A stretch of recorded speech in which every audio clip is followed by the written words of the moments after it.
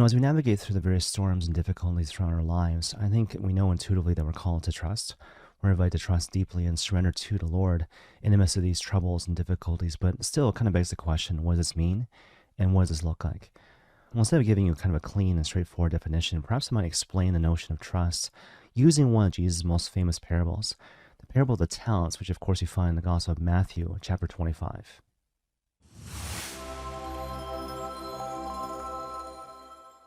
So the basic setup with regards to the story is relatively simple and straightforward, right? So there's this master who has three slaves, and he gives to each of them varying amounts of so-called talents. And so the first guy gets 5 talents, the second guy gets 2, and the last guy gets simply 1 talent. And then the master suddenly leaves, and so he goes away to a faraway land for an undetermined amount of time. Now, before we continue on with the story, I just want to clarify a couple key terms and concepts. And so first of all, the notion of a talent, right? And so basically a talent was a unit of measure used in commerce back in the day to denote $1.4 million. And that's really important, right? Because it really helps to highlight the immensity of the gift. So don't cry for the guy who only gets 1 talent. So he only gets $1.4 million. So he's doing okay.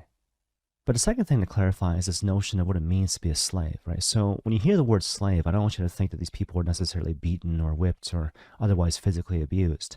The reason why this word slave is used as opposed to the notion of a servant is because the word slave denotes a particular understanding of ownership. So the whole idea is that the slave would have no notion of ownership because, of course, he doesn't even own himself. And so therefore, when he's given $1.4 million times 5, times 2, times 1, yeah, he would have been blown away by the immensity of the gift. That brings us to the third thing I want to clarify right off the bat, and that's this notion of the master's journey. So again, after giving these different talents to the respective slaves, he goes off on a journey to a faraway land, again for an undetermined amount of time. Now, obviously, if you think about it, this journey by the master, it's meant to be symbolic of the Lord's ascension into heaven.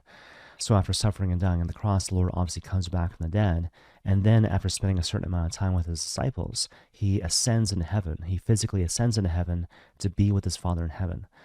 But anyways, the whole idea is that how do we interpret the ascension? How do we interpret this journey by the master away from his slaves? Well, one particular way to look at it, of course, is by way of abandonment, right? And so the master, the Lord, however you want to frame it, he has abandoned us to kind of fend our way in the midst of the big bad world. But another way to look at it is to look at it in terms of trust. And that's the proper way to interpret this particular scenario because, again, before he goes off on this journey, the master entrusts his property to his slaves. He gives them the talents, again, this enormous sum of money without prior instruction. And so I'm not going to micromanage you, and I entrust to you everything. And so shades of the words of the father to his elder son in the parable of the prodigal son from the Gospel of Luke chapter 15. Son, you are always with me, and all that is mine is yours. And so again, what's being highlighted is this deep sense of trust as opposed to abandonment or indifference. In any case, this brings us to the manner in which these different slaves respond to this enormous gift. And right off the hop, give them credit, right? And so all of them, all three slaves, recognize that the immensity of the gift demands a certain expectation on the part of each of these different slaves. So they get that. But that's when they start to diverge. So when it comes to the first two slaves, it's kind of interesting. They're not paralyzed by fear or the way of expectation, nor are they caught up in petty jealousy. And so the first guy isn't puffed up with pride because he has 5 talents, nor is the second guy envious at the first guy because he only has 2. No, instead, both these first two slaves recognize that they're merely stewards, and so they rightly resist the temptation to define themselves by the things in their possession, and they recognize on top of that that they have a common goal and a common king, and so who cares in a certain sense what your role is as opposed to mine? We're working towards the common goal of building up the kingdom of heaven. And so as a result, the first two slaves are fruitful and productive, and so the first slave produces 5 more talents, while the second slave produces 2 more talents. But of course, that brings us to the third slave. And again, in the case of the third slave, he recognizes that something is expected of him as a result of this gift that he's been given. But instead of rising to the occasion, he buries his 1 talent in the ground. But then, of course, the master returns, and with that comes a settling of accounts with these different slaves. And so with regards to the first 2 slaves, he's obviously pleased. And it's kind of interesting, he's pleased even though the first guy technically produced more while the second guy produced less. And the reason why is because his expectations are tempered based on how much grace they've been given. And so shades of the parable of the dragnet, which you find in the Gospel of Matthew chapter 13, right? And so the whole idea is, I don't expect a goldfish to be a shark. I don't expect a shark to be a minnow. To whom much has been given, much will be expected, but also the corresponding thing is true as well. To whom a little bit of grace has been given, only a little bit will be expected. So a proportionate amount of expectation based on the corresponding grace which has been given. But what's really interesting when it comes to these first two slaves is that when they're given their particular reward, regardless of how much each guy produced, technically speaking, in terms of additional talents, they both receive the same reward. And in particular, the reward is not so much a material thing like a wad of cash or a pot of gold, but instead, specifically, it's, I will put you in charge of many things. Enter now into the joy of your master. And you see, the thing I want to impress upon you here is that this idea of being put in charge of many things and entering into the joy of your master, these aren't separate things, but in a certain sense, they're two sides of the same coin. And so perhaps we might kind of put it like this.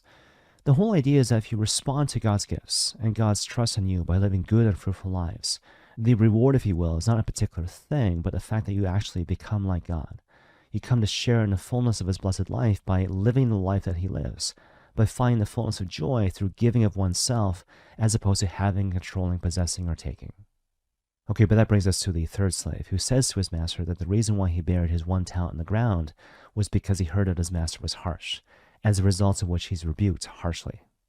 Now, obviously, the accusation that the master is harsh is kind of a red herring, if you will, but at the same time, it kind of raises an interesting question.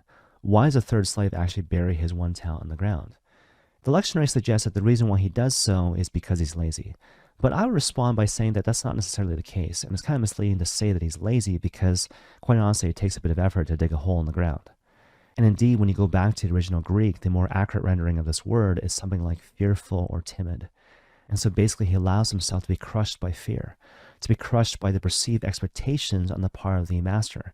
And so again, that's why he buries his one talent in the ground. Now, in the face of it, this notion of being paralyzed by fear is infinitely relatable, right? And so this is, in a certain sense, the recurring drama that we face throughout the course of our lives. How many times do we feel overwhelmed by the weight of the day or the weight of carrying on throughout the course of our life? Never mind the perceived additional weight of getting to heaven or becoming holy or becoming a saint. And so the question is, how does the Lord respond to this particular concern in the context of the parable? Well, his response in a certain sense is twofold, and it's one of those things, if you blink, you kind of miss it. And so first of all, in terms of the master's immediate response to that third slave, what he basically says is like, look, if you simply put that money in the bank and let it collect interest over time, that would have been fine. And so shades of the various parables of the kingdom of heaven that you find in the Gospel of Matthew chapter 13, whether we're talking about the parable of the weeds and the wheat, the parable of the mustard seed, the parable of the leavened bread, stories like that, which collectively highlight what the spiritual life is supposed to look like, typically speaking. And so the whole idea here is that the way that the kingdom of heaven is typically brought to fruition is not to go about trying to slay fire-breathing dragons, to quote St. Jose Maria Escriva, the founder of Opus Dei, but instead is to focus on the few things the Lord wants you to do carefully and well in the context of the simple and humble and the ordinary, trusting and believing that if you're faithful to God in these simple things, it will bear tremendous fruit over a long period of time. But that said, the real key in a certain sense to understanding the Lord's response to our objection of fear is to go back to the beginning of the parable. Because again, if you go back to the start of the story, what you hear is that the master gives out, again, varying amounts of talents to these different slaves, each according to his ability. Now, obviously, when we hear the word ability, we typically think about gifts and talents. But it's kind of interesting, if you go back to the original Greek, the word which is rendered here as ability is actually the same word which is used in 2 Peter chapter 1 in reference to God's power working within us. So if you put it all together, what's the takeaway message? Certainly God has given us many things, both in the material and spiritual realm. And with that gift comes expectation. And because of the ongoing struggle to meet those expectations or to correspond to this invitation to become the person that God has called us to be, we're invited constantly to renew our sense of trust. But again, it goes back to the original point. What does it mean to trust? What does it look like to trust? Well, the thing I would suggest to you is that rather than look at trust in God and trust in yourself as being separate things, to look at these things as being one and the same thing. In other words, if you really want to trust in the Lord, in the way that you want to do, in the way that he actually calls you to do, what this looks like, practically speaking, is that you're invited to, therefore, trust in yourself. Trust in the person that God made you to be, trust in the grace that he's already given you, and on top of that, trust that, quite frankly, God is just that much more powerful. And so regardless of what kind of difficulty you might be facing out there in the big bad world or even within your own heart, whether we're talking about sin and selfishness and woundedness or whatever the case may be, again, quite frankly, God is just that much more powerful. His power to heal and restore and redeem can make all things new. And so nothing can separate you from the love of Christ. And may God bless you all.